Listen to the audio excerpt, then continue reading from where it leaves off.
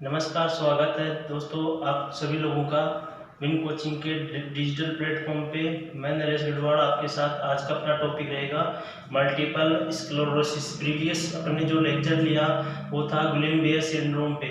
उसी से just opposite related कौन सी डिजीज है? Multiple sclerosis. जीबीएस के अंदर अपन ने क्या पढ़ा स्टूडेंट्स कि गुलेन-बेयर सिंड्रोम में क्या हो रहा था? Ascending paralysis and other disease आज पढ़ने जा रहे हैं। ठीक है, आपको कंफ्यूजन करेगी। जब भी पढ़ो तो इन दोनों डिजीज को अपने को हमेशा साथ में पढ़ना चाहिए। जीबीएस पढ़ा उसके बाद जस्ट साथ में उसके नेक्स्ट जो डिजीज पढ़नी होती है हमेशा मल्टीपल स्क्लेरोसिस। मल्टीपल स्क्लेरोसिस में क्या देखने को मिलेगा? Descending paralysis. तो इसमें सबसे पहले अपन बात करें जीबीएस किस चीज की प्रॉब्लम थी student? Peripheral nervous system. Peripheral nervous system की प्रॉब्लम थी जीबीएस, गुलेन-बेयर सिंड्रोम। जिसके अंदर क्या देखने को मिला था? अपन ने पढ़ा था कि इन्फेक्शियस पॉलीन्यूराइटिस पढ़ा। ठीक है, वो थी पेरिफेरल नर्वस सिस्टम की प्रॉब्लम। आज पढ़ रहे हैं पेरिफेरल नर्वस सिस्टम में क्या क्या आते हैं स्टूडेंट्स? क्रेनियल नर्व और स्पाइनल नर्व्स क्या होती है? पेरिफेरल नर्वस सिस्टम का पार्ट होती है।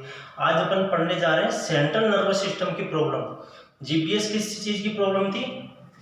अपन बात करें, ये आपके डिफ्रेंशिएट करना आना चाहिए। आज अपन पढ़ रहे हैं मल्टीपल स्क्लेरोसिस। ये किससे रिलेटेड प्रॉब्लम है? CNS, central nervous system. CNS के दो पार्ट होते हैं स्टूडेंट्स, ब्रेन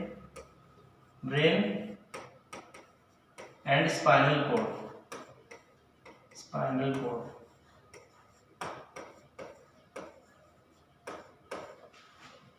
फिर अपन ने प्रीवियस लेक्चर में डिजीज पढ़ी GBS, Guillain Barre syndrome. Guillain Barre syndrome क्या है? इन्फेक्शियस पॉलीन्यूराइटिस है जो कि बैक्टीरिया के कारण हो रहा था। उसमें क्या देखने को मिला था अपन को? किसका इन्वॉल्वमेंट है? पेरिफेरल नर्वस सिस्टम का क्या है? इन्वॉल्वमेंट है। पेरिफेरल नर्वस सिस्टम में क्या आती है students? Cranial nerves and spinal nerves. ये किस चीज का पार्ट है? पेरिफेरल नर्वस सिस्टम का। ठीक है, बात की अपन ने पेरिफेरल नर्वस सिस्टम किसमें? जीबीएस के अंदर। जीबीएस के अंदर क्या देखने को मिला था? Ascending paralysis.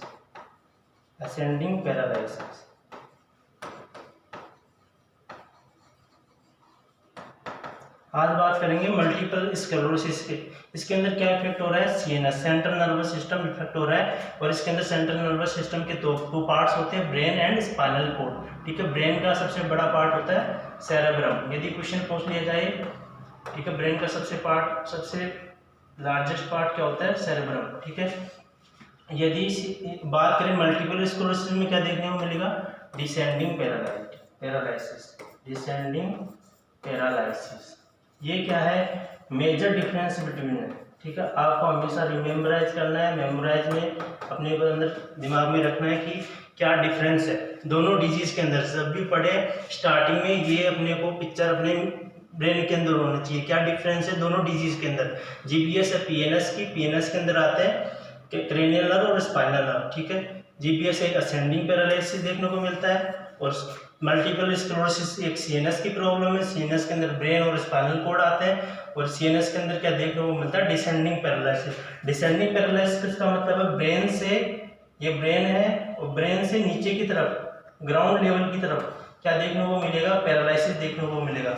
इट मीन सबसे पहले इफेक्ट कौन सा वाला पोर्शन होगा बॉडी का?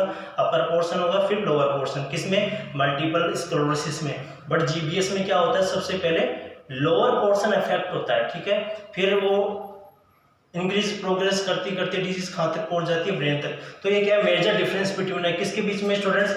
Multiple sclerosis and GBS.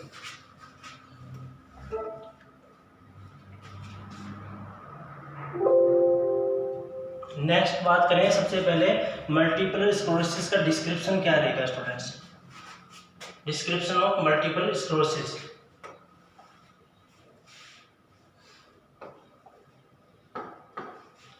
Description क्या देखना है इसको? डिस्क्रिप्शन के अंदर अपने को multiple sclerosis is an acute segmental and demyelinating disease of the CNS. मैंने आपको सबसे स्टार्टिंग में बताया कि किससे रिलेटेड प्रॉब्लम है? सीएनएस। सीएनएस के अंदर क्या आता है students? Brain and spinal cord. ठीक है, ब्रेन एंड स्पाइनल कॉर्ड किसका पार्ट है? सीएनएस का। वहां पे क्या होगा? ब्रेन और CNS के यहाँ पे जो न्यूरॉन्स है इस तरह से, ये क्या है, न्यूरॉन का स्ट्रक्चर है। न्यूरॉन ऐसे होते हैं, ठीक है, इसी तरह से। यहाँ पे ये क्या, डेंड्राइट्स है, ठीक है, ये न्यूक्लियस है, ये सेल है इसका, ठीक है। ये क्या है, एक्सॉन। एक्सॉन के ऊपर क्या होता है, इस तरह से माइलिन शीथ होती है, और इस तरह से टर्मिनल बटन्स होते हैं इसके एंड पार्ट में, ठीक है, इस तरह से। तो यहाँ पे इस तरह से न्यूरॉन के ऊपर साइड क्या है, ये माइलिन शीथ है। तो ये माइलिन शीथ का क्या हो जाता है, डीमाइलिनेशन हो जाता है। जिस तरह से गुलेन-बेरी सिंड्रोम में भी क्या हो रहा था स्टूडेंट, डीमाइलिनेशन हो रहा था, बट वो हो कहाँ पे रहा था, आपको ये पता होना चाहिए कि डीमाइलिनेशन सेम दोनों कंडीशन में एक ही चीज है, डीमाइलिनेशन, ठीक है। नर्व्स है, न्यूरॉन्स है, वहां पे क्या है, माइलिन है। माइलिन एक शीथ है जो कि क्या करती है, प्रोटेक्ट करती है न्यूरॉन्स को, ठीक है। दोनों कंडीशन GBS और मल्टीपल स्क्लेरोसिस में क्या होता है, ये माइलिन शीथ हट जाती है, किसकी वजह से, किसी भी वायरल या फिर किसी भी ऑटो एंटीबॉडीज की वजह से, ठीक है, उस वजह से ये डिस्ट्रक्शन देखने को मिलता है। बट मेजर डिफरेंस बिटवीन क्या है, मेजर डिफरेंस बिटवीन ये है कि GBS के अंदर तो क्या देखने को मिलेगा, PNS के अंदर, peripheral nervous system, cranial nerve और स्पाइनल नर्व की, जहाँ क्रेनियल नर्व और स्पाइनल नर्व के जो न्यूरॉन्स है, वहाँ की जो माइलिन शीथ है वो क्या हो रही है, डिस्ट्रक्ट हो रही है, ठीक है, उनका डीमाइलिनेशन हो रहा है। बट मल्टीपल स्क्लेरोसिस में क्या हो रहा है, CNS, ब्रेन और स्पाइनल कॉर्ड के जो न्यूरॉन्स है, वहाँ पे जो न्यूरॉन्स के माइलिन शीथ है उनका डिस्ट्रक्शन हो रहा है, डीमाइलिनेशन हो रहा है। तो ये मेजर डिफरेंस बिटवीन है। ये क्या है, myelin sheath, myelin sheath, myelin sheath की यहीं पे क्या प्रेजेंट होता है, स्वान सेल प्रेजेंट होती है स्टूडेंट्स। फिर नेक्स्ट अपन पढ़े तो ये कौन से एज के अंदर देखने को मिलता है, usually found in young and middle age group, जो 20 to 40 ईयर्स के एज के होते हैं, 20 to 40 ईयर, ठीक है, उनके अंदर क्या देखने को मिलता है, मल्टीपल स्क्लेरोसिस की कंडीशन देखने को मिलती है। इसके अंदर क्या होता है, फ्रीक्वेंट रिमिशंस एंड एग्जार्बेशंस, ये 2 वर्ड्स हैं, फ्रीक्वेंट रिविजन्स एंड एग्जार्बेशंस। इनका मतलब ये होता है कि पेशेंट को एक टाइम तो ऐसा आता है कि पेशेंट एकदम क्या हुआ, रिकवर हुआ, और सडन क्या होता है, सडन क्या देखने को मिला, उनके अंदर सिम्टम उनके अंदर शो हो गए। तो वही होता है frequent remission and exacerbation of sign and symptoms. फिर बात करें कि ऐसा कौन सा क्लाइमेट है जिनके अंदर मल्टीपल स्क्लेरोसिस ज़्यादा देखने को मिलता है, जो कोल्डर क्लाइमेट होता है, ठीक है, जैसे कि नॉर्थ अमेरिका, कनाडा की बात करें, कनाडा, ठीक है, ये क्या नॉर्थ अमेरिका का पार्ट है कनाडा, ठीक है। ऐसी जगहों पे क्या देखने को मिलता है, कोल्डर क्लाइमेट होता है, और वहाँ पे जो मिडिल एज ग्रुप के जो पर्सन है, 20 to 40 ईयर के एज के जो पर्सन है, ठीक है, उनके अंदर क्या देखने को मिलता है, multiple sclerosis. It is a disease of white matter. Students upon two types के मैटर पढ़ते हैं अपने ब्रेन के अंदर, ठीक है, एक तो होता है व्हाइट मैटर और ग्रे मैटर, व्हाइट मैटर और ग्रे मैटर, ठीक है। तो अपने को समझना आप कि क्या होता है व्हाइट मैटर और क्या ग्रे मैटर होता है। जिस तरह से मैंने ये बनाया आपके सामने न्यूरॉन का स्ट्रक्चर, तो न्यूरॉन का ये जो सेल वाला पार्ट है, ये इधर वाला पार्ट, ये वाला पोर्शन, ठीक है, ये बनाता है, क्या बनाएगा, ये ग्रे मैटर। किस चीज को, ये कैसा होता है, ग्रे होता है, जो सेल होता है वो कैसा देखने को मिलता है, ग्रे कलर का। तो इसको बोला जहाँ, ठीक है, जहाँ इनका इन्वॉल्वमेंट होता है सेल का, न्यूरॉन की जो सेल है, ठीक है, वो होता है ग्रे मैटर, ठीक है। और एक्सोन वाला पार्ट कैसा होता है, व्हाइट होता है, इसलिए ये इसको क्या बोलते हैं, व्हाइट मैटर बोला जाता है, ठीक, क्या बोला जाता है स्टूडेंट्स, व्हाइट मैटर। और आपको पता है ये एक्सोन भी होती है माइलिन शीथ, तो प्रॉब्लम किसकी होगी, एक्सोन की। एक्सोन कैसा है, व्हाइट मैटर, व्हाइट दिखाई देता है, इसलिए इसको बोला व्हाइट मैटर, ठीक है। तो आपको घबराने की जरूरत नहीं है कि व्हाइट मैटर क्या है, व्हाइट मैटर क्या है, एक्सोन ही है। तो एक्सोन भी क्या है, एक्सोन कैसा होता है, व्हाइट कलर का होता है, इसलिए इसको बोला व्हाइट मैटर। और एक्सोन की यही माइलिन शीथ है, ठीक है, माइलिन शीथ प्रेजेंट है, माइलिन शीथ, और उसी का क्या हो रहा है, डिस्ट्रक्शन हो रहा है। फिर नेक्स्ट बात करें अपन मोस्ट कॉमन टाइप। यदि आपसे क्वेश्चन पूछ लिया जाए कि most common type of multiple sclerosis क्या है, स्टूडेंट्स ऑप्शन में देखने को मिलेगा PRMS, RRMS, ठीक है, इस तरह से। तो आपको करेक्ट आंसर करके आना है RRMS। RRMS क्या है, मोस्ट कॉमन टाइप है किसका, मल्टीपल स्क्लेरोसिस का मोस्ट कॉमन टाइप कौन सा होता है स्टूडेंट, RRMS। अपन अब बात करेंगे कि RRMS होता क्या है। RRMS सबसे पहले फिर अपन बात करें टाइप्स की। टाइप्स कितने टाइप्स के होते हैं? 3 टाइप्स के, मेनली 3 टाइप्स के अपन क्या करते हैं, स्टडी करते हैं।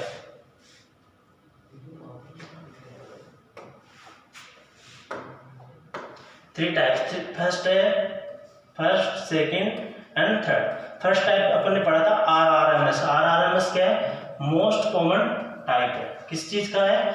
मल्टीपल स्क्लेरोसिस का मोस्ट कॉमन टाइप RRMS। इसकी फुल फॉर्म क्या है? Relapsing remitting multiple sclerosis. Relapsing remitting multiple sclerosis, इसका मतलब क्या होता है? सबसे पहले अपन समझने की कोशिश करेंगे रिलैप्सिंग क्या होता है और रिमिटिंग क्या होता है। रिमिटिंग का मतलब ये होता है स्टूडेंट्स की पेशेंट को क्या हुआ कि सडन उसके साइन सिम्टम शो हो गए। एक बार तो पेशेंट एकदम सही था, उसके कोई साइन सिम्टम प्रेजेंट नहीं थे, उसके अंदर एकदम फ्यू सिम्टम्स प्रेजेंट थे, बट उसके अंदर अचानक सडन उसके अंदर शो होता है, ठीक है, उसको बोलते हैं रीमिटिंग।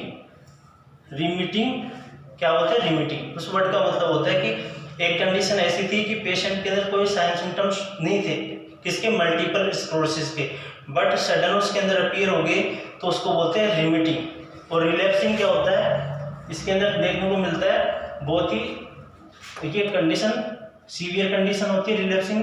रिलैप्सिंग में क्या होगा? अचानक से सडन फ्लेयर अप होगा, किसका? साइन सिम्टम का। Sudden flare up of sign symptom, ये क्या होता है? रिलैप्सिंग। रिलैप्सिंग में क्या होता है? जो साइन सिम्टम कैसे होंगे? फ्लेयर अप हो जाएंगे, अचानक ब्रस्टिंग देखने को मिलेगी, ठीक है। और रिमिटिंग क्या होता है? रिमिटिंग में पेशेंट में साइन सिम्टम, एक कंडीशन होती है कि साइन सिम्टम उसके अंदर नहीं होते हैं, ना के बराबर होते हैं, फ्यू होते हैं, और बट अचानक सडन उसके अंदर अपीयर होते हैं, उसको बोलते हैं रिमिटिंग। तो ये इसका फुल फॉर्म है RRMS। क्या मोस्ट कॉमन टाइप है मल्टीपल स्क्लेरोसिस का, उसके अंदर पढ़ा, इसकी फुल फॉर्म है रिलैप्सिंग रिमिटिंग मल्टीपल स्क्लेरोसिस। फिर बात करें सेकंड टाइप होता है PPMS। PPMS क्या होता है students? Primary progressive multiple sclerosis. इसमें प्राइमरी प्रोग्रेसिव को इस तरह से, इसको अपने को किस तरह से समझना है? Primary progressive, look at the board. ये क्या है? एक ग्राफ पेपर बनाया अपन, इस तरह से प्लॉट किया। यदि अपन वीक्स के अकॉर्डिंग देखें साइन सिम्टम, यदि पेशेंट के अंदर पहले कम थे, ऐसे इंक्रीज होते होते इस तरह से ये प्रोग्रेस कर रही है, ये टर्म क्या है? प्रोग्रेसिव। तो यहाँ पे क्या साइन सिम्टम पहले यहाँ पे इसी लेवल पे थे, फर्स्ट लेवल पे थे, फिर साइन सिम्टम और ज्यादा इंक्रीज हुए, फिर इंक्रीज हुए, इट मीन्स ये प्रोग्रेस कर रही है, ठीक है। जैसे जैसे वीक्स बढ़ेंगे वैसे वैसे क्या हो रहा है? जो साइन सिम्टम्स है उनका क्या हो रहा है? प्रोग्रेशन हो रहा है। ये क्या है? साइन सिम्टम है। और साइन सिम्टम का जिस तरह से जैसे जैसे वीक्स इंक्रीज होंगे, जैसे जैसे साइन सिम्टम भी क्या हो रहे हैं? इंक्रीज हो रहे हैं। तो इसको बोलते हैं प्राइमरी प्रोग्रेसिव मल्टीपल स्क्लेरोसिस, ठीक है। ये क्या होता है? सबसे डेंजरस होता है स्टूडेंट्स। क्या होता है ये? PPMS क्या होता है? मोस्ट सीवियर होता है और रेयर होता है। ये कैसा है? मोस्ट सीवियर फॉर्म है, most severe type, most severe and rare, but ये बहुत ही कम देखने को मिलती है ये कंडीशन। और जबकि कंडीशन RRMS पढ़ी अपन ने, रिलैप्सिंग रिमिटिंग मल्टीपल स्क्लेरोसिस, ये 80% देखने को मिलता है स्टूडेंट, 80% मोस्ट कॉमन टाइप। फिर बात करें अपन SPMS क्या है? Secondary progressive multiple sclerosis. इसमें क्या होता है? अपन एक ग्राफ के प्लॉट करके अपन इसको समझेंगे कि किस तरह से होता है। इसमें क्या होता है? पेशेंट पिछले साल तो यदि पेशेंट के अंदर क्या हुआ? इंप्रूवमेंट हुआ, एकदम सही है, और फिर सडन उसके अंदर साइन सिम्टम देखने को मिलते हैं, उसको बोलते हैं SPMS, ठीक है। जैसे मान लो पिछला साल था 2019, तो उसके अंदर क्या था? पेशेंट के अंदर साइन सिम्टम थे इस तरह से, इंक्रीज हुए साइन सिम्टम, और फिर वो डिक्रीज हुए, और पेशेंट एकदम फ्यू सिम्टम्स रहे उसके अंदर, बिल्कुल ना के बराबर फ्यू सिम्टम्स। इट मीन्स वो नॉर्मल होने के, क्योर होने के, उस रिकवरी फेज के था, ठीक है, वो रिकवर होने लगा। फिर उसके बाद क्या हुआ? 2020 नेक्स्ट ईयर क्या हुआ? अचानक उसके अंदर सिम्टम अपीयर हुए, और वो सिम्टम क्या हुए? बढ़ते गए, इंक्रीज होते गए, इस तरह से प्रोग्रेस करते गए। तो प्रोग्रेस करते गए इस तरह से, डे बाय हर वीक प्रोग्रेस किया, उसमें भी जो भी साइन सिम्टम्स है वो प्रोग्रेस करते गए, इस तरह से प्रोग्रेस करते गए। तो इसको बोला जाता है secondary progressive multiple sclerosis. It means secondary means एक प्राइमरी लिखा हुआ है फर्स्ट ऊपर वाले में, नीचे वाले में सेकेंडरी। सेकेंडरी मींस एक टाइम ऐसा आया कि पेशेंट के अंदर रिकवरी हो गया था वो, फिर उसके बाद सडन, फिर उसके बाद क्या देखने को मिला, उसके अंदर प्रोग्रेस देखने को मिला। It means secondary. और ये प्राइमरी की बात करें तो वीक टू वीक उसके अंदर क्या हो रहा है, इंक्रीज हो रहा है, हर डे बाय डे हर वीक उसके अंदर इंक्रीज हो रहा है, तो उसको बोलते हैं प्राइमरी प्रोग्रेसिव मल्टीपल स्क्लेरोसिस। ठीक है, ये मोर सीवियर फॉर्म है बट रेयर है। और सेकेंडरी ये बात करें अपन, ये क्या है, secondary progressive multiple sclerosis, SPMS। ये किस चीज का बना है अपन ने, SPMS। SPMS कितनी होती है स्टूडेंट, 10% देखने को मिलती है, 10%। क्लियर है। टाइप्स पढ़े अपन ने, सबसे पहले अपन ने डिस्क्रिप्शन पढ़ा स्टूडेंट्स, फिर उसके बाद अपन ने पढ़ा RPMS और SPMS। आपको ये तीनों टाइप्स याद रखने हैं। मोस्ट कॉमन टाइप ये है, सबसे सीवियर RPPMS है, और SPMS 10% देखा जाता है, जो कि सेकेंडरी प्रोग्रेसिव है। इसमें पेशेंट रिकवर हो जाता है, बट अचानक नेक्स्ट ईयर में क्या देखने को मिलते हैं, उसके अंदर प्रोग्रेस देखने को मिलती है साइन सिम्टम्स के अंदर। तो ये 3 टाइप्स हैं मल्टीपल स्क्लेरोसिस के। फिर नेक्स्ट बात करें,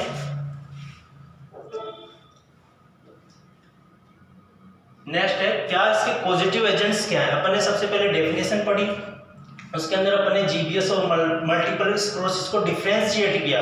जब तक आप किसी डिजीज को डिफरेंशिएट करके स्टडी नहीं करोगे, जब तक आपको उसका बेसिक क्लियर नहीं होगा स्टूडेंट्स। तो फिर अपन ने डिस्क्रिप्शन पढ़ा, उसके बाद में अपन ने टाइप्स पढ़े, टाइप्स के बाद अपन पढ़ रहे हैं कोजेस। इसके ऐसे क्या कोजेस हैं जिसकी वजह से क्या देखने को मिल रहा है, मल्टीपल स्क्लेरोसिस। तो एप्स्टीन बार वायरस, ऐसा कौन सा वायरस है, मोस्ट कॉमन वायरस जिसकी वजह से क्या होता है स्टूडेंट्स, मल्टीपल स्क्लेरोसिस।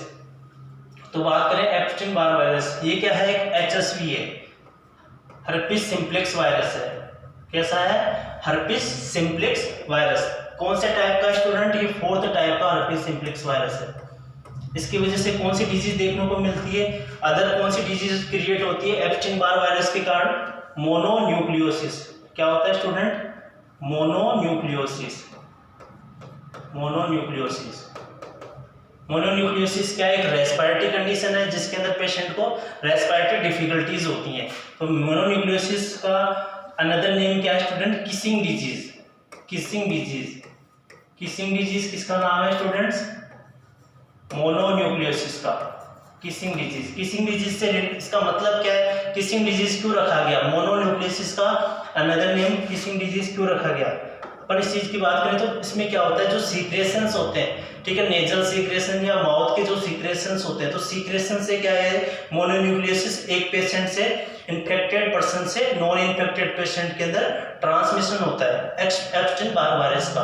तो जब किस करेंगे, ठीक है, तो उस वजह से क्या हो, सीक्रेशंस इन्फेक्टेड से नॉन इन्फेक्टेड के अंदर ट्रांसमिशन हो जाएंगे, उस वजह से ये क्या हो जाएगा, ट्रांसमिशन हो जाएगा इस इन्फेक्शन का। इस वजह से इसका नाम रख दिया गया किसिंग डिजीज। ठीक है, किसका नाम रखा गया, मोनोन्यूक्लियोसिस का। एक रेस्पिरेटरी कंडीशन है, HSV टाइप 4 के अंदर क्या इसका पॉजिटिव एजेंट है। और ये क्या है, अभी फिलहाल में एम्स नागपुर के अंदर ये क्वेश्चन पूछा गया है, एम्स नागपुर 2020 के अंदर 2020। फिर बात करें अपन ऑटोइम्यून कोज क्या होते हैं, ठीक है। ऑटोइम्यून कोज के अंदर क्या होता है, पेशेंट की जो बॉडी होती है, सेल्स होती है, उनके अगेंस्ट क्या बन जाती है, एंटीबॉडी बन जाती है, ठीक है। जो क्रोमोसोम नंबर 6 है, ठीक है, उसके कारण क्या होता है, ऑटोइम्यून कोज होता है, ठीक है, ये कोज है, ठीक है। तो आपको 2 कोजेस पढ़ने की, मेन कोजेस क्या है, एप्स्टीन बार वायरस है, ऐसा हर्पिस सिम्प्लेक्स टाइप 4 के अंदर इसको हर्पिस सिम्प्लेक्स टाइप 4 है, ये EBV, ठीक है। और ऑटोइम्यून कोज क्या होते हैं, इसके पॉजिटिव एजेंट। फिर नेक्स्ट बात करें कोज के बाद में रिस्क फैक्टर। ऐसे कौन से रिस्क फैक्टर हैं इधर, एक तो कोज होता है, एक रिस्क फैक्टर होता है जिनसे चांस होते हैं, ठीक है। तो रिस्क फैक्टर जैसे कि स्ट्रेस, यदि पेशेंट स्ट्रेस में रहेगा तो उसकी वजह से क्या हो जाएगा, जो न्यूरॉन्स हैं उन पे क्या होगा, प्रेशर पड़ेगा, और वहाँ पे जो माइलिन शीथ है, ठीक है, डिप्रेशन के कारण क्या है, न्यूरोट्रांसमीटर क्या होते हैं, इम्बैलेंस हो जाते हैं स्टूडेंट्स, उस वजह से क्या है, माइलिन शीथ क्या हो सकती है, डिस्ट्रैक्ट हो सकती है। फिर बात करें इन्फेक्शन में अपन ने पढ़ा वायरस पढ़ा, ठीक है, इन्फेक्शन में अपन ने क्या पढ़ा, वायरस पढ़ा, वायरस का नाम पढ़ा EBV, एप्स्टीन बार वायरस, ठीक है, जिसको जो कैसा है एक HSV टाइप 4 है, HSV टाइप 4। फिर बात अपने की थी फैटिक, इसके अंदर है फिर फैटिक यानी थकान। यदि लंबे समय तक यदि पेशेंट यदि रेगुलर वर्क करेगा तो उस वजह से भी क्या हो सकता है, प्रोलॉन्ग टाइम से यदि उसको रेस्टिंग नहीं मिलेगा टाइम, ठीक है, तो उसको क्या हो सकता है मल्टीपल स्क्लेरोसिस। और टेम्परेचर भी इसके अंदर मोस्ट इंपॉर्टेंट क्या है, इसके अंदर इन्वॉल्वमेंट है कि कोल्डर और ज़्यादा एक्सट्रीम कोल्ड और हॉट एनवायरनमेंट में जो भी पर्सन रहता है, ठीक है, उसके अंदर क्या देखने को मिला, मल्टीपल स्क्लेरोसिस, ठीक है।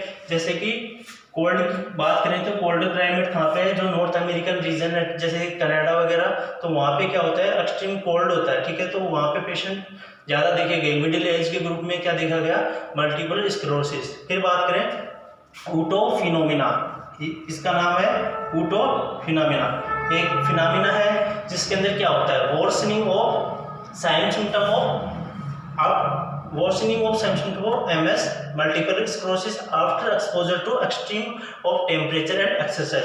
यदि पेशेंट के मल्टीपल स्क्लेरोसिस है और वो एक्सट्रीम टेम्परेचर के कांटेक्ट में जाएगा ज़्यादा, ठीक है, एक्सट्रीम कोल्ड या एक्सट्रीम हॉट के कांटेक्ट में जाएगा या फिर एक्सट्रीम एक्सरसाइज करेगा, तो जो मल्टीपल स्क्लेरोसिस का पेशेंट है उसके साइन सिम्टम क्या हो जाएंगे, वर्स हो जाएंगे, बहुत खतरनाक हो जाएंगे, सीवियर हो जाएंगे, ठीक है।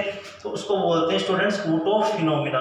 ऊटोफिनोमिना क्या है, जिसके अंदर पेशेंट जो मल्टीपल स्क्लेरोसिस का पेशेंट है उसके साइन सिम्टम क्या हो जाएंगे, वर्स हो जाएंगे, भयानक हो जाएंगे। कब हो जाएंगे, जब वो एक्सट्रीम कोल्ड हॉट और एक्सट्रीम एक्सरसाइज के कॉन्टेक्ट में आएगा, जब भी एक्सरसाइज वो करेगा। तो ये पढ़े अपने रिस्क फैक्टर, स्ट्रेस पढ़ा, इन्फेक्शन पढ़ा, फैटिग, टेम्परेचर और ऊटोफिनोमिना, ठीक है। फिर नेक्स्ट अपन बात करते हैं रिस्क फैक्टर के बाद में साइन सिम्टम, इसके क्या क्लिनिकल मैनिफेस्टेशन है मल्टीपल स्क्लेरोसिस के।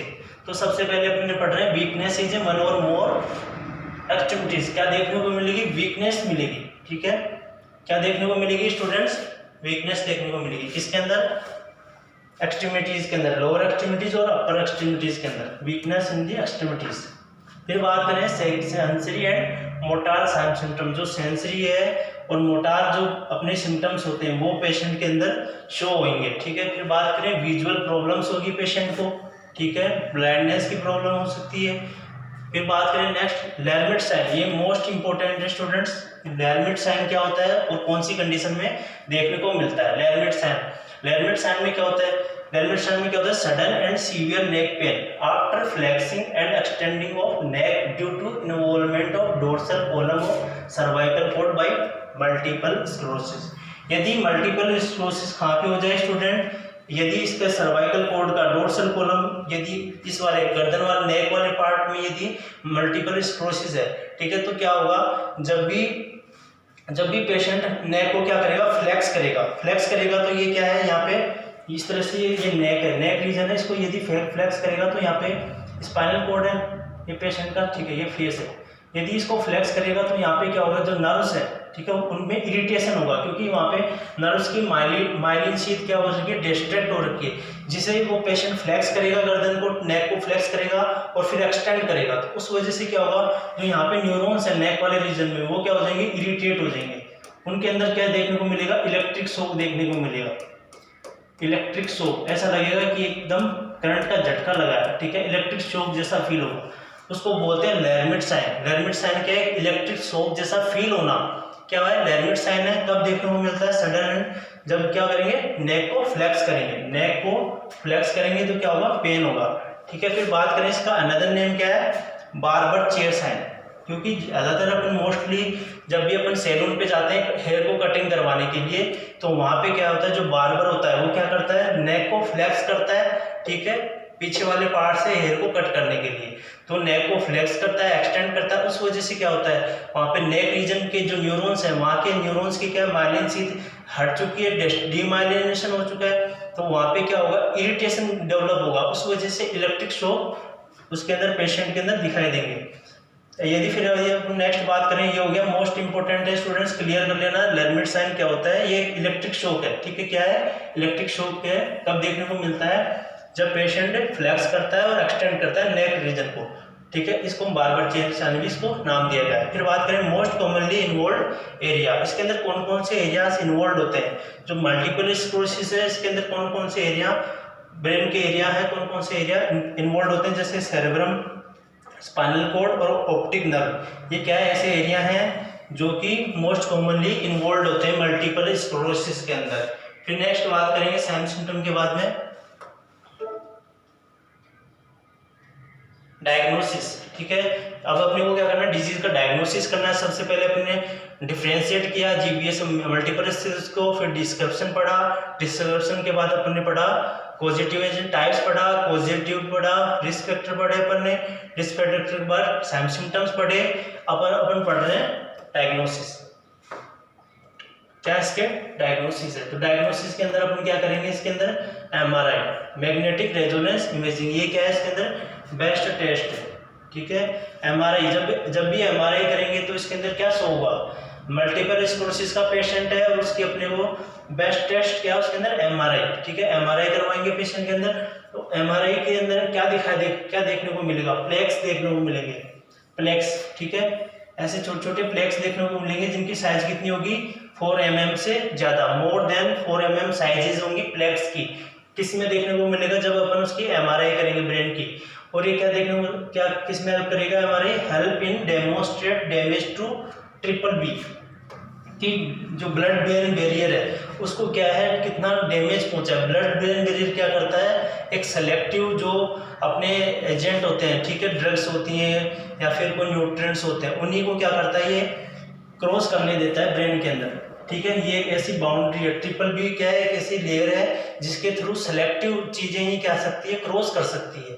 ठीक है, तो ये इसमें क्या होता है मल्टीपल स्क्लेरोसिस में और जीबीएस में भी, ये भी एक मेन डिफरेंस है कि जीबीएस के अंदर तो क्या होता है गुइलेन-बेयर सिंड्रोम, गुइलेन-बेयर सिंड्रोम में ये जो एंटीबॉडीज होती हैं, एंटीबॉडीज ये क्या नहीं पड़ती, डोंट क्रॉस ट्रिपल बी। इसमें तो क्या है ट्रिपल बी को क्रॉस नहीं करती है। ठीक है, जो एंटीबॉडीज के कारण क्या होता है ऑटोइम्यून कॉज हो जाते हैं। ठीक है, तो उनकी वजह से क्या है एंटीबॉडीज क्रॉस नहीं करेगी ट्रिपल बी को, ब्लड ब्रेन बैरियर को। ठीक है, तो उस वजह से ये अपन चीज देखते हैं कि जीबीएस के अंदर एंटीबॉडीज क्रॉस नहीं करती है ब्लड ब्रेन बैरियर को, जबकि मल्टीपल स्क्लेरोसिस में क्या होता है एंटीबॉडीज हैं ये क्या कर जाती है, क्रॉस कर जाती है। ठीक है, crosses triple B, blood brain barrier को क्या कर जाती है, क्रॉस कर जाती है। ठीक है, तो इस चीज का अपन पता करेंगे किसकी सहायता से, एमआरआई की सहायता से।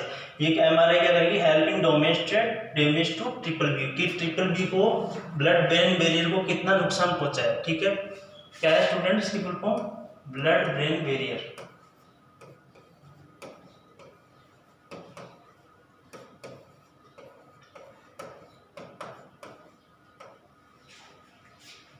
डायग्नोसिस के बाद में नेक्स्ट अपन बात करेंगे डायग्नोसिस में भी एक अपना पॉइंट है एंटी न्यूरोमाइलेटिक ऑप्टिक। ठीक है, एंटी न्यूरोमाइलेटिस ऑप्टिक एंटीबॉडी, ये क्या है इसके अंदर इन्वेस्टिगेशन चॉइस है इसके अंदर मल्टीपल स्क्लेरोसिस के अंदर। आपको ये याद रखना है एंटी न्यूरोमाइलेटिक ऑप्टिक एंटीबॉडी।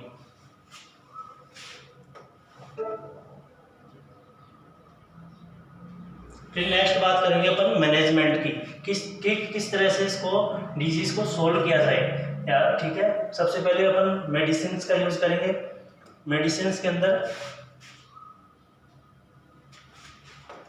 सबसे पहले बात करें इसके अंदर बेक्लोफेन क्या है, central acting skeletal muscle relaxant है। कैसी है, सेंट्रली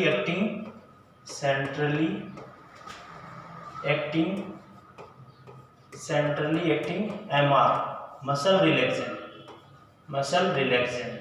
ठीक है, एमआर ये क्या, इसमें क्या देखने को मिलता है मल्टीपल स्क्लेरोसिस में क्या होता है, पेशेंट की जो बॉडी की जो मसल्स है उनके अंदर क्या हो जाता है, स्पाज्म हो जाता है। उस स्पाज्म को दूर करने के लिए centrally acting muscle relaxant MR, R मतलब रिलैक्सेंट, क्योंकि पेशेंट की मसल्स के अंदर स्पाज्म डेवलप हो चुका है, तो स्पाज्म को दूर करने के लिए क्या यूज करेंगे, बैक्लोफेन। बैक्लोफेन एक ऐसी ड्रग है जो कि क्या करेगी, मसल्स को रिलैक्स करेगी और कहाँ पे कार्य करेगी, सेंट्रल नर्वस सिस्टम पे, इसलिए इसका नाम रखा गया centrally acting MR, centrally acting muscular relaxant. ठीक है, फिर बात करें इंटरफेरॉन्स। इंटरफेरॉन्स क्या होते हैं इसके बारे में अपन बात कर लेते हैं। ये क्या करते हैं, इनहिबिट वायरल रेप्लिकेशन। जो वायरल का जो रेप्लिकेशन होता है उसको क्या करते हैं, इनहिबिट करते हैं। Interferons inhibit viral replications. Interferons भी डिफरेंट टाइप्स के होते हैं स्टूडेंट्स। अपन बात करें सबसे पहले अल्फा, बीटा और gamma. Alpha, beta, gamma. Alpha किसके अंदर यूज करेंगे, अल्फा इंटरफेरॉन्स अपन hepatitis B virus and hepatitis D virus के अंदर क्या यूज करते हैं अपन स्टूडेंट्स, अल्फा इंटरफेरॉन्स। इंटरफेरॉन्स क्या करते हैं, जो वायरस का जो रेप्लिकेशन हो रहा है, अपन ने Epstein Barr virus most common positive agent पढ़ा, यदि उसका रेप्लिकेशन अपने को रोकना है, वायरस का रेप्लिकेशन यदि अपने को रोकना है तो क्या देंगे, इंटरफेरॉन। और इंटरफेरॉन कितने टाइप्स के पढ़ रहे हैं अपन, 3 टाइप्स के होते हैं, जिसमें अल्फा, बीटा और गामा। अल्फा इंटरफेरॉन्स कब यूज करते हैं, जब हेपेटाइटिस बी और डी वायरस के ट्रीटमेंट के लिए। और बीटा इंटरफेरॉन कब यूज करेंगे स्टूडेंट्स, मल्टीपल स्क्लेरोसिस के अंदर, मल्टीपल स्क्लेरोसिस। फिर बात करें गामा। जो गामा इंटरफेरॉन है वो कब यूज करते हैं, सेप्सिस कंडीशन के अंदर, यदि ब्लड के अंदर इन्फेक्शन हो जाता है और अपने को इंटरफेरेंस यूज करना है, तो किस टाइप का यूज करेंगे, गामा टाइप का इंटरफेरॉन यूज करेंगे। यदि ब्लड के अंदर वायरस के कारण क्या सेप्सिस कंडीशन हो गई है, ठीक है, उसको यदि अपने को इनहिबिट करना है, वायरल रेप्लिकेशन को रोकना है, तो गामा इंटरफेरॉन अपने को यूज करना है। बीटा यूज करना है मल्टीपल स्क्लेरोसिस के अंदर, और अल्फा यूज करना है हेपेटाइटिस बी वायरस के अंदर और डी वायरस के अंदर। फिर बात करें, थर्ड लिखा हुआ है ग्लूटामेट एसीटेट। ये एक एक्साइटेटरी न्यूरोट्रांसमीटर है। कैसा है, एक्साइटेटरी न्यूरोट्रांसमीटर, एक्साइटेटरी। ये पेशेंट के अंदर एक्साइटेशन लाएगा, एक्साइटेटरी न्यूरोट्रांसमिशन, NTS न्यूरोट्रांसमिशन। ये एक ऐसा एक्साइटेटरी न्यूरो, क्योंकि पेशेंट क्या है, डिप्रेस हो चुका है, पेशेंट के अंदर मसल स्पाज्म हो चुकी है, ठीक है, तो उसको एक्साइटेशन करने के लिए ग्लूटामेट एसीटेट का यूज करेंगे। फिर नेटालिजुमाब, इम्यूनोथेरेपी यूज करना है। इम्यूनोथेरेपी के अंदर IV मिथाइल प्रेडनिसोल, ये क्या है, ड्रग ऑफ चॉइस है। यदि आपसे पूछा जाए कि drug of choice in multiple sclerosis, ठीक है, ये मोस्ट इंपॉर्टेंट क्वेश्चन है स्टूडेंट्स, आपको क्लियर, आपको रिमेंबर करना है, इसको बार बार समझना है कि IV मिथाइल प्रेडनिसोल ये क्या है, कॉर्टिकोस्टेरॉइड है, ठीक है। प्रेडनिसोलोन क्या होती है, कॉर्टिकोस्टेरॉइड्स होती है। जब भी ऑटोइम्यून डिजीजेस होती हैं उनके अंदर क्या यूज करते हैं अपन, कॉर्टिकोस्टेरॉइड्स यूज करते हैं स्टूडेंट्स। तो ऑटोइम्यून डिजीजेस के अंदर भी, इसलिए अपन इसके अंदर प्रेडनिसोलोन इसके अंदर यूज करनी है, ठीक है। तो IV मिथाइल प्रेडनिसोलोन क्या है, इसके अंदर ड्रग ऑफ चॉइस है। फिर बात करें IV इम्यूनोग्लोबिन्स यूज करने, और एजोथायरोपिरिन, ये क्या है, इम्यूनोसप्रेसेंट। इम्यूनोसप्रेसेंट एजोथायरोपिरिन क्या है, इम्यूनोसप्रेसेंट, इम्यूनोसप्रेसेंट।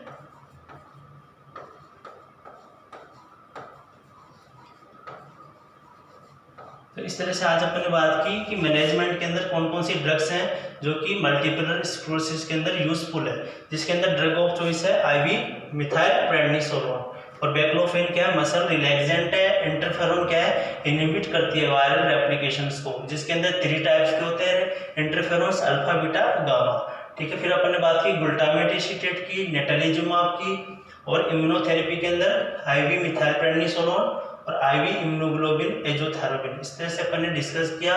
और इंटरफेरॉन को कौन से रूट से लगाया जाता है स्टूडेंट्स, आपसे क्वेश्चन पूछ लिया जाए, इंटरफेरॉन्स को कौन से रूट से लगाया जाता है, IM, आपको याद रखना है IM, ये वीकली लगता है, ठीक है, क्लियर है। IM, इसका रूट क्या है इंटरफेरॉन का, IM रूट, ठीक है। नेक्स्ट बात करें अपन आफ्टर मैनेजमेंट, अपन पढ़ रहे हैं पोटेंशियल कॉम्प्लिकेशन। ऐसे कौन से पोटेंशियल कॉम्प्लिकेशन है मल्टीपल स्क्लेरोसिस के जो कि बहुत ही भयानक है, ठीक है, पेशेंट के लिए। Risk of fall due to weakness, weakness के कारण क्या हो सकता है, पेशेंट गिर सकता है, इसलिए नर्सिंग केयर क्या है, उसको ध्यान रखना। जब भी पेशेंट को एक्सरसाइज करवाए तो नर्स क्या करेगी वहाँ पे, नर्सिंग का रोल क्या है, पेशेंट को फॉल होने से प्रिवेंट करना, क्या है नर्सिंग रोल है, ठीक है। रिस्क ऑफ फॉल, तो रिस्क ऑफ फॉल के लिए कौन सा ऐसा अपन टूल यूज करते हैं, उसको ऐसा कौन सा स्केल यूज करते हैं रिस्क ऑफ फॉल के लिए, मोरिस स्केल। स्टूडेंट्स आप पढ़ोगे मोरिस स्केल, क्वेश्चन आ सकता है इसके अंदर, ये न्यू है आप लोगों के लिए। मोरिस स्केल किसके अंदर यूज करते हैं, रिस्क ऑफ फॉल असेसमेंट के लिए, कि पेशेंट के अंदर कितने चांसेस हैं गिरने के, फॉल होने के, तो उसके लिए एक स्केल यूज किया जाता है, उसका नाम है Morse scale. Morse scale clear है। फिर बात करें स्किन ब्रेकडाउन, पेशेंट क्या है स्पाज्म हो चुका है, उसके अंदर क्या है बाउल ब्लड कंट्रोल भी क्या हो जाता है, कंट्रोल में नहीं होता पेशेंट के, तो क्या हो सकता है जब भी बाउल इनकॉन्टिनेंस हो जाएगा, पेशेंट को बाउल भी कंट्रोल में नहीं होगा, तो यदि उसके अच्छी केयर नहीं की जाएगी तो पेशेंट एक ही पोजीशन में रहेगा, और उसकी वजह से क्या हो सकता है प्रॉन्ग टाइम तक यदि सेम पोजीशन में रहेगा पेशेंट, तो स्किन ब्रेकडाउन के चांसेस है, ठीक है। स्किन ब्रेकडाउन, तो यदि अपन पूछे, यदि क्वेश्चन पूछ लिया जाए कि स्किन ब्रेकडाउन या फिर बेड सोर, स्किन ब्रेकडाउन कब हो जाएगा, जब बेड सोर डेवलप हो जाएगा, ठीक है, लंबे समय तक यदि एक ही सेम पोजीशन में रहेगा और यदि उसके बाउल ब्लड कंट्रोल प्रॉपर नहीं है पेशेंट के, उस वजह से स्किन ब्रेकडाउन होगा।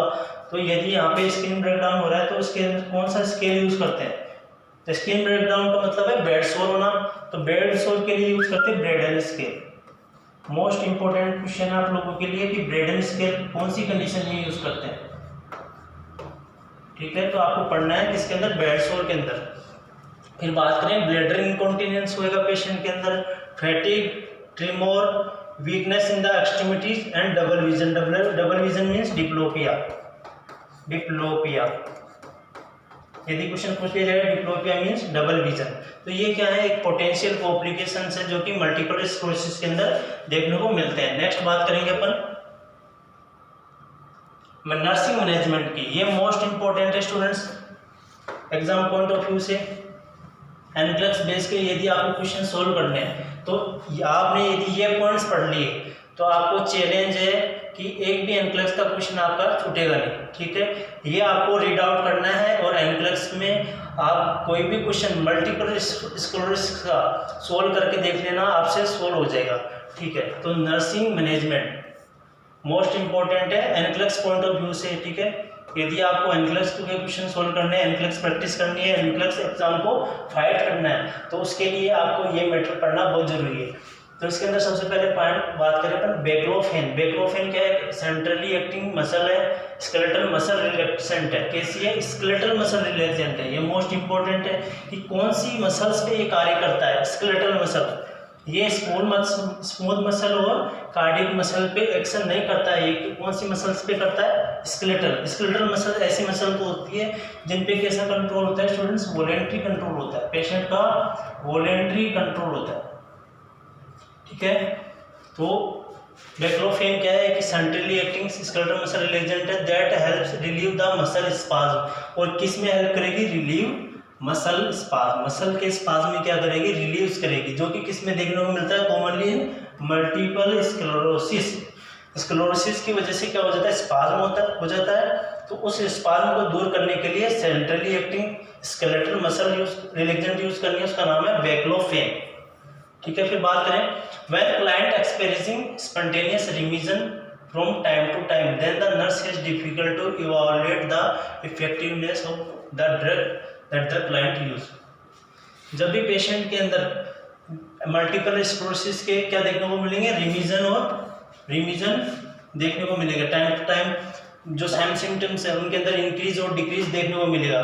तब जब नर्स को क्या होगी, डिफिकल्टी हो सकती है किसको इवैल्यूएट करने में, ड्रग के इफेक्टिवनेस को इवैल्यूएशन के अंदर नर्स को क्या हो सकती है, डिफिकल्टी हो सकती है कि पेशेंट की कंडीशन नॉर्मल हो रही है या फिर सीवियर हो रही है, इस चीज़ के अंदर उसको प्रॉब्लम हो सकती है। फिर बात करें मल्टीपल स्क्लेरोसिस के अंदर क्या करना है, मल्टीपल स्क्लेरोसिस के अंदर क्या होता है, asking the client to speak louder when tired is contraindicated. यदि पेशेंट मल्टीपल स्क्लेरोसिस का है तो उसको कभी भी उसको क्या नहीं कहना है, कॉन्ट्राइंडिकेटेड है, क्या इंडिकेटेड है, उसको कभी भी अपने को ये नहीं कहना है कि आप जोर से बोलें, जब पेशेंट नहीं बोल पा रहा है तो उसको अपने को फोर्स नहीं करना है, ठीक है, नर्स को फोर्स नहीं करना है कि आप जोर से बोलो, ठीक है, ये कॉन्ट्राइंडिकेटेड है।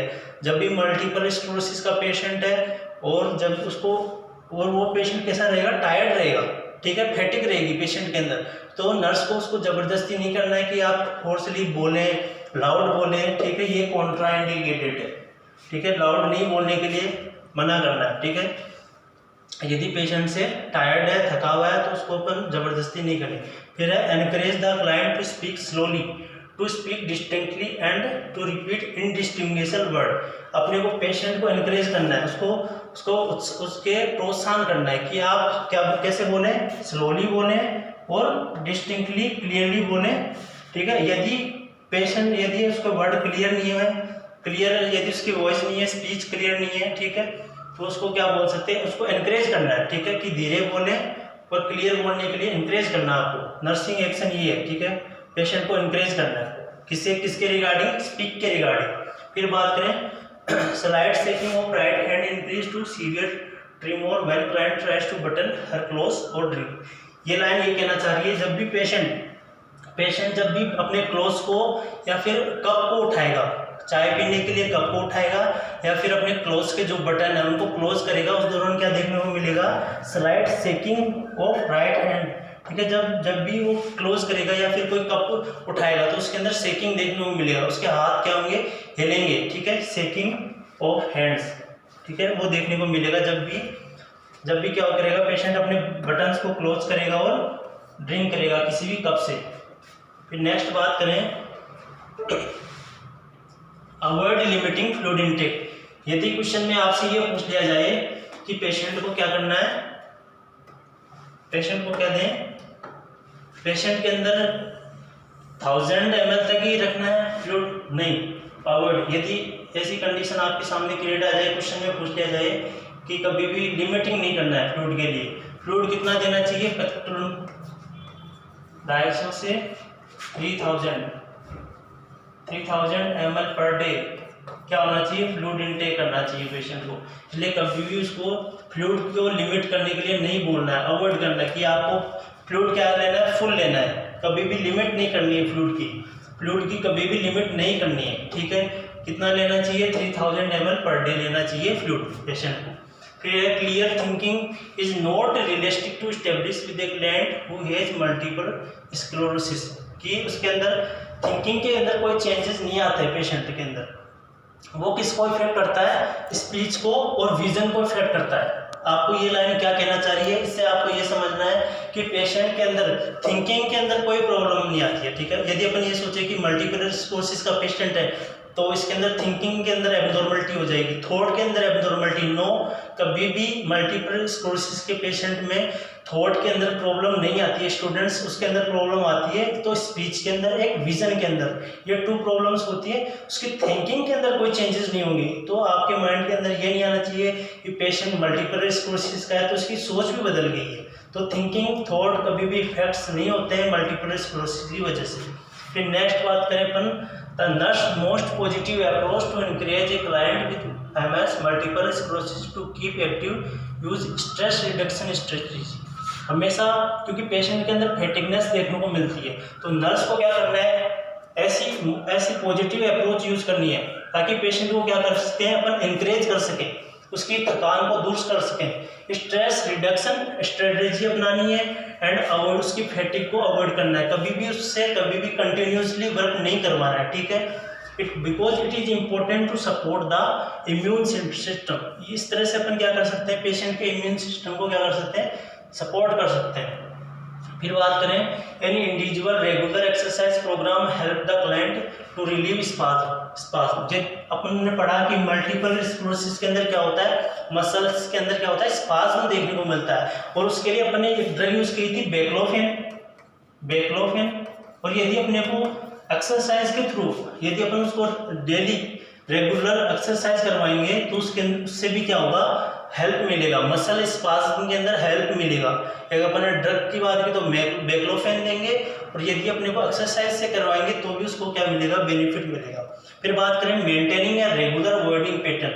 पेशेंट के अंदर क्योंकि वॉइडिंग क्या होता है, इम्पेयर्ड हो जाता है, अर्जेंट इनकॉन्टिनेंस, यूरिन इनकॉन्टिनेंस देखने को मिलती है पेशेंट के अंदर। जब भी मल्टीपल स्क्लेरोसिस होता है पेशेंट के अंदर तो उसके अंदर यूरिन इनकॉन्टिनेंस देखने को मिलता है। तो अपने को क्या करना है, उसके अंदर वॉइडिंग पैटर्न रेगुलर करवाना है। Is the most appropriate measure to help the client avoid urine incontinence. Urine incontinence को अवॉइड करने के लिए, यूरिन इनकॉन्टिनेंस में क्या होता है, पेशेंट के कंट्रोल नहीं होता यूरिन, ठीक है, तो उसको क्या करना है, यदि उसको अपने को मेंटेन करना है तो रेगुलर अवॉइडिंग करना है, उसका पैटर्न को रेगुलर रख के रखना है।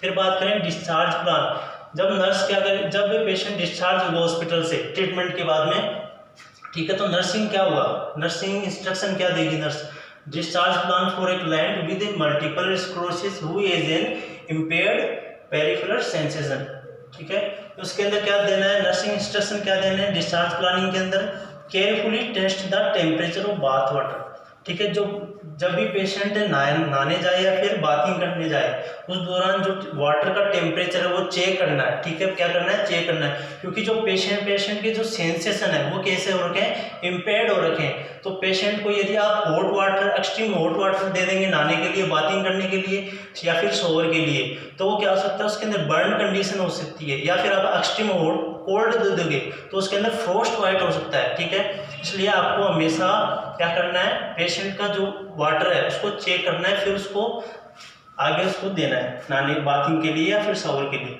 अवॉइड हॉट वाटर बोतल एंड हीटिंग पैड, कभी भी हॉट वाटर बोतल या हीटिंग पैड यूज नहीं करनी है। Inspect the skin daily for injury और प्रेशर पॉइंट, क्योंकि पेशेंट क्या है, फैटिकनेस रहती है, वो डेली क्या बेड रिडन पेशेंट की तरह हो जाएगा, तो उसके अंदर अपने को क्या करना है, स्किन का चेक करना है। स्किन का चेक करने के लिए प्रेशर, डेक्यूबिटिक अल्सर के लिए कौन सा पढ़ा अपने, ब्रेडन स्केल, ठीक है, तो अपन ब्रेडन स्केल का यूज करेंगे। और बेड सोर या जहाँ पे भी प्रेशर होने के चांस है, सोर होने के चांस है, तो ब्रेडन स्केल की सहायता से अपन क्या करेंगे, उसको चेक करेंगे। ब्रेडन स्केल, ब्रेडन स्केल, तो इससे क्या करना है, प्रेशर पॉइंट वगैरह जहाँ पे भी इंजरी है, स्किन की इंजरी है, उसको अपने को चेक करना है। फिर बात करें wear warm clothing when outside in the cold temperature, जब भी पेशेंट कोल्ड टेम्परेचर में जाए तो उसको वार्म क्लोथिंग उसको वियर करवाना है। फिर नेक्स्ट बात करें eating A diet high in fibre, यदि क्वेश्चन पूछ लिया जाए, मोस्ट इंपोर्टेंट क्वेश्चन है स्टूडेंट कि मल्टीपल स्क्लेरोसिस के अंदर कैसी डाइट देनी है, हाई फाइबर डाइट देनी है। Eating A diet high in fibre, ऐसी डाइट जिसके अंदर फाइबर ज़्यादा हो।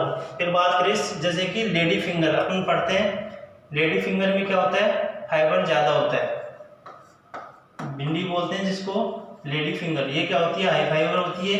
ऐसी डाइट जिसके अंदर फाइबर का अमाउंट ज़्यादा हो वो किसके अंदर यूज़ करनी है, मल्टीपल स्क्लेरोसिस वाले पेशेंट को देनी है।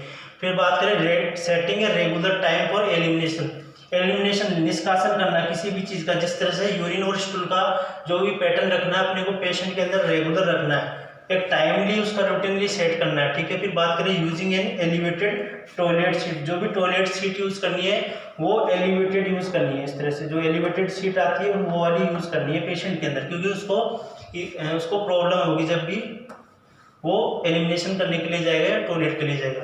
Thank you for watching videos.